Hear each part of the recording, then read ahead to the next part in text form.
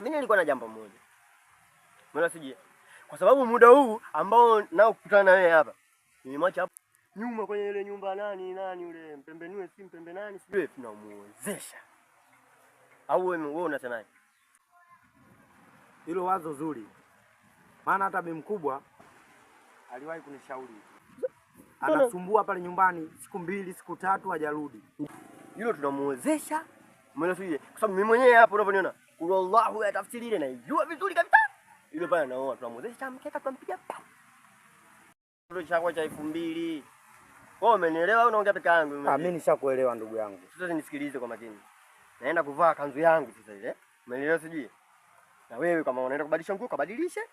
Tunamwai nyuma. Umeelewa sijui? Ukimkamata shamkeka. Hapo hapo. Hakuna mjadala. Hakuna nini.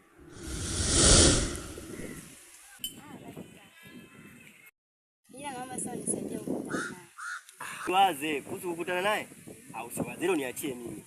Hilo kwangu mimi ni jambo dogo kabisa. Mimi nitakukutanisha naye, kila kitu kitakuwa sawa kabisa. Yeah. Haya basi bwana. Fresh.